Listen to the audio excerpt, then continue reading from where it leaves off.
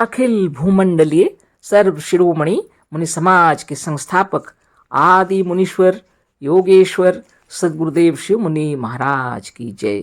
उपस्थित मुनि वृंद, साधु सज्जन वृंद, संत वृंद, साधक वृंद, आध्यात्म ज्ञान के जिज्ञासु और प्रेमियों, सभी श्रोता वृंद, आप सभी को मेरा कोटिशः नमन, सप्रेम जय जीव। तो आध्यात्मिक चर्चा चल रही है और हम लोग सदगुरुदेव शिव मुनि महाराज रचित ग्रंथों का अध्ययन करके उस पर चर्चा किया करते हैं, है ना। इस बीच में हम लोग शिव वचनामृत पर चर्चा कर रहे हैं, तो सभी तो शिव वचनामृत ही है।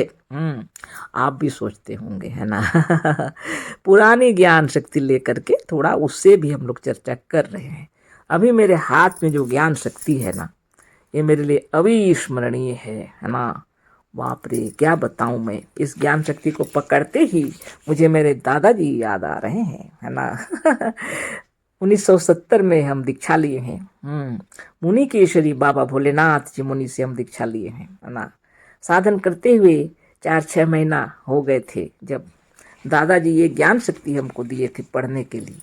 अभी छुट्टी है स्कूल, है ना, और अभी नई किताबों को खरीदने में अभी समय लगेगा। इस बीच में इससे पढ़ो, है ना। अब बचपन की बात है, हम पढ़ रहे हैं और लिखा हुआ भी वैसे ही है, इसमें इसी छपा हुआ था। पढ़ने लगे हम दिए किताब क्या है, यह मैंने ज्ञान शक्ति है, पुरानी ज्ञान शक्ति, है ना। पढ़ने लगे हम। प्राण रुकता नहीं, रुकसा जाता है। अब रुकसा ही लिखा हुआ है एक साथ, है ना। लिखना था रुकसा जाता है, लेकिन वैसा नहीं छपा रुकसा।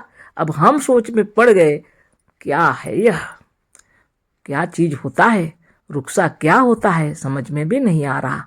आंख बंद करके सोच में पड़ गए, क्या लिखा है, उसका शीर्षक ही मेरी समझ में नहीं आ रहा, है ना। सोचने अब दादाजी से ही पूछना पड़ेगा। तो अंतर्मन में विचार उत्पन्न होते हैं, पहले आगे पढ़ तो ले, है ना। आगे पढ़ने लगे।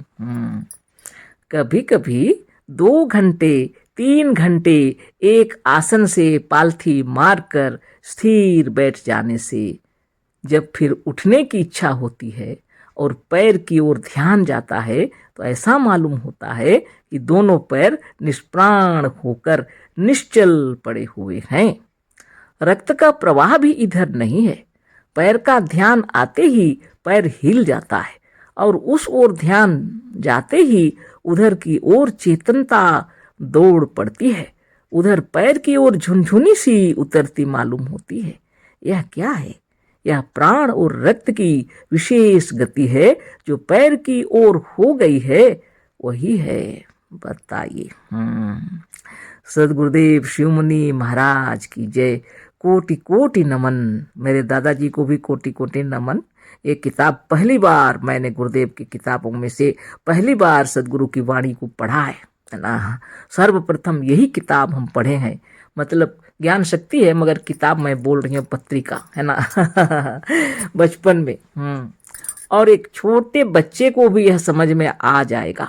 बाप रे, सदगुरु की वाणी, सदगुरु के वचन, सदगुरु के शब्द इतने सरल तरीके से लिखे हुए हैं, एक छोटे बच्चे भी समझ लेंगे, है ना।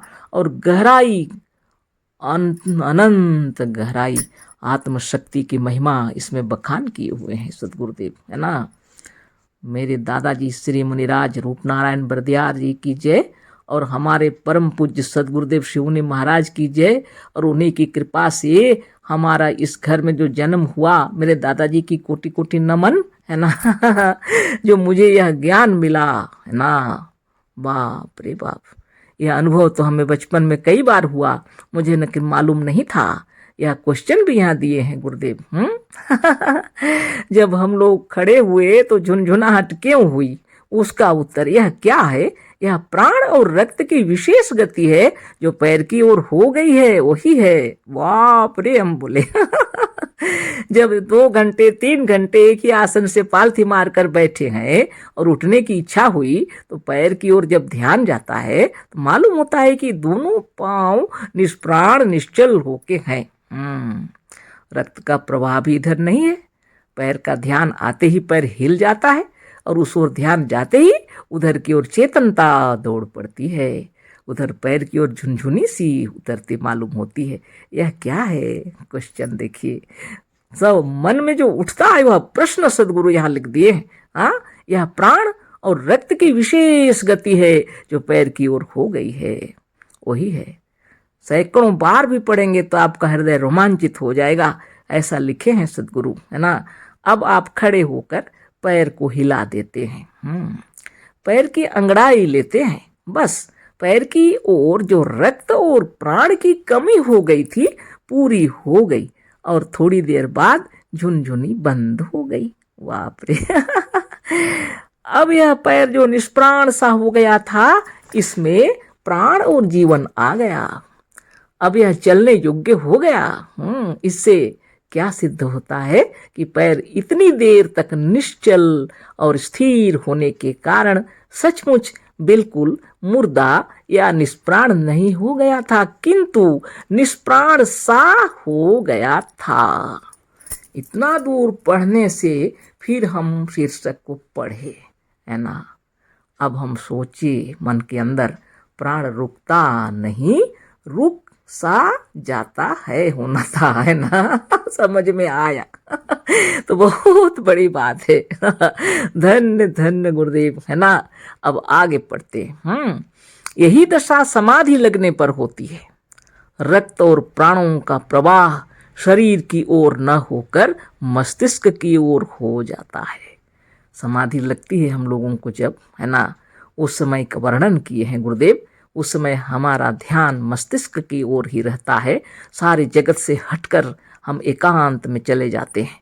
हमारा मन एकाग्र हो जाता है जब शरीर का रक्त प्रवाह भी पैरों की ओर से उठकर सीधे मस्तिष्क की ओर हो जाता है। कितनी बड़ी बात है, जो हम बचपन में पढ़ रहे थे तो सोच रहे थे सदगुरुदेव वो साधन इसलिए बताए हैं, रोज दादाजी से सीखते थे, और अरे बाप रे सोच में पड़ गए हम। गुरुदेव फिर आगे लिखे, पढ़िए। मन बाहर से लौटकर भीतर ब्रह्मरंध्र में ठहरता है। शरीर के सारे अंग, हाथ और पैर निष्प्राण से हो जाते हैं, पर शरीर सर्वथा निष्प्राण या मुर्दा नहीं हो जाता। समाधि टूटने पर यही मालूम होता है, ऐसा ही देखने में आता है ना समाधि टूटते ही शरीर की ओर ध्यान जाता है, और तब साधक देखता है कि शरीर निष्प्राण सा पड़ा रहता है। शरीर मुर्दा सा हो जाता है, पर मुर्दा नहीं हो जाता, और क्षण मात्र में फिर हिलने डोलने लगता है। कितनी बड़ी बात है, गुरुदेव की महिमा देखिए। इतना सुंदर साधन आपको बतलाए हैं सदगुरुदेव शिव मुनि महाराज। मन को पकड़ने का विधान, है ना, बाहर से भीतर की ओर मुड़ने का विधान, अपने शरीर में सैर करने का विधान। धन्य धन्य हो गए हम सभी मुनि वृंद, है ना सब कोई, है ना। कैसी समाधि लगती है और कैसी स्थिति होती है हमारे शरीर की, यह भी देख लीजिए। मन जब इधर हमारा मन चला गया, प्राण शक्ति उधर ही है, और रक्त का प्रवाह भी उधर ही है ना ऐसा मालूम पड़ता है जब समाधि टूटती है तो निष्प्राण सा शरीर पड़ा रहता है। जैसा ही आपका उधर ध्यान चले जाता है, धीरे धीरे शरीर में प्राण और चेतना दौड़ जाती है। कितनी बड़ी बात है, क्षण मात्र में शरीर फिर से हिलने डुलने लगता है ना मुर्दा जैसा था, लेकिन मुर्दा तो नहीं था, मुर्दा सा हो जाता है। वाकई में प्राण रुकता नहीं, पर रुक सा जाता है ना धन्य गुरुदेव, है ना। आगे पढ़ते हैं। मनुष्य जब बाहर से लौटता है तो पहले अपने घर में आता है, किसे नहीं मालूम, लेकिन जो पढ़ते हैं ना जब आप, तो आप लगेगा कि आपके मन रोंगटे खड़े हो जाएंगे, है ना। मनुष्य जब बाहर से लौटता है तो पहले अपने घर में आता है, फिर घर में आ जाने पर धीरे धीरे अपने खास कमरे की ओर आता है। खास कमरे की ओर जाता है लिखा है, जो इसी घर में भी घर के भीतर होता है, जहाँ विशेषकर यह आराम करता और सोता है। बताइए, जब आप घर आएंगे तो सीधे ही क्या कमरे में घुसते हैं ना, नहीं ना, सीधे तो नहीं, धीरे धीरे जाएंगे अपने घर के सारे कार्य, हाथ पैर धोना या कुछ भी, उसके बाद आप अपने स्पेशल रूम में आते हैं, है ना, जहाँ विशेषकर यह आराम करता और सोता है। इस कमरे के अंदर आकर भी खास अपनी चारपाई पर आता है और लेट जाता है ना। लेटकर आराम करने लगता है और थकी हुई मन की वृत्तियां भीतर सिकुड़कर नींद की चादर ओढ़कर सो जाती हैं। सो जाने पर, गाढ़ निद्रा में चले जाने पर यह मुर्दा सा हो जाता है, पर मुर्दा सा नहीं होता, पर मुर्दा नहीं होता है ना। मुर्दा सा हो जाता है पर मुर्दा नहीं होता। यही दशा समाधि में भी होती है। हमारे मुनिगण बाहर से लौटकर अपने घर में शरीर के अंदर चले आते हैं और पैरों की ओर से साधन करते करते अपने खास कमरे की ओर अर्थात मस्तिष्क और ब्रह्मरंध्र की ओर बढ़ते हैं। और इधर बढ़ते हुए जब आज्ञा चक्र में आते आते मन थक भी जाता है और इस अपने खास कमरे की खास चारपाई सहस्रदल कमल के ऊपर लेटकर समाधि में मग्न हो जाता है। इस समय यह संसार से ही अलग नहीं हो जाता, संसार को ही नहीं छोड़ देता, किंतु ब्रह्मरंध्र में स्थिर होकर शरीर को भी त्याग सा देता है, पर सचमुच त्याग नहीं देता। यदि सचमुच त्याग देता तो फिर नहीं लौटता, जैसा कि मर जाने पर होता है। बताइए, गंभीर बातें लिखी हुई हैं, है ना। सुंदर बातें लिखी हुई हैं। साधन मन लगा कर कीजिएगा तो उसी दिन समाधिस्थ हो जाइएगा, है ना। कितना सुंदर तरीके से सदगुरुदेव समझा रहे हैं। निर्भय होकर के साधन कीजिए, क्योंकि प्राण रुकता नहीं पर रुक सा जाता है ना। शरीर मुर्दा जैसा लगता है पर मुर्दा नहीं है, वह मुर्दा सा हो जाता है। धन्य गुरुदेव, है ना। क्या बताऊं, बचपन की बात याद आ रही है। साधन में कभी ऐसा तो ना हो जाए कि कहीं मर ना जाए। हम सोचते थे ना, उसका उत्तर भी इसमें आ गया है। मरते नहीं है बिल्कुल, है ना। आगे पढ़ते हैं। इतना तो सबको मालूम ही हो गया। यह जीव या प्राणी जैसे अपने त्यागे हुए मल मूत्र कफ पित्त प्रस्वेद और नख तथा बालों को त्याग कर फिर नहीं ग्रहण करता, इसी तरह से त्यागे हुए शरीर को फिर नहीं ग्रहण करता है। जब समाधि में शरीर को थोड़ी देर के लिए छोड़ते हैं, उसका उदाहरण दे रहे हैं, है ना। मलमूत्र त्याग दिए, कफ पित्त प्रस्वेद सब निकल गया, नख बाल सब छोड़ दिए, उसको कौन ग्रहण करता है दोबारा। इतना सुंदर उदाहरण तो एक छोटा बालक भी समझ जाए, है ना। पर जैसे धुला हुआ माने धुलाकर कपड़े को साफ करा के मनुष्य फिर पहन लेता है, ठीक इसी तरह से समाधि और चक्र भेदन के साधन से शरीर को पवित्र कर फिर धारण कर लेता है। एक एक लाइन पढ़कर हृदय आनंदित हो जाएगा, है ना। जैसे शरीर कैसा साफ होता है साधन से, सो देखिए। एक पल के लिए जब कपड़ों को धो करके सुखा करके फिर पहन लेते हैं हम लोग, उसी तरह थोड़ी देर के लिए शरीर को शुद्ध करने के लिए आत्मदेव उसको थोड़ी देर के लिए त्यागते हैं, परम पवित्र कर देते हैं शरीर को अपनी ओर से आकर के फिर से, है ना। बाप रे बाप। जैसे धुलाकर कपड़े को साफ करके मनुष्य फिर पहन लेता है, ठीक इसी तरह से समाधि और चक्र भेदन के साधन से शरीर को पवित्र कर फिर धारण कर लेता है। शरीर को धोना है, साफ करना है, निर्मल करना है तो साधन और चक्र भेदन जरूरी है, इससे शरीर शुद्ध हो जाए, है ना। ना तस्य रोगो न जरा न मृत्यु, है ना। कितनी बड़ी बात है। प्राप्तस्य योगाग्निमयम शरीरम, है ना। तो यहाँ गुरुदेव कितने सुंदर लिखे हैं।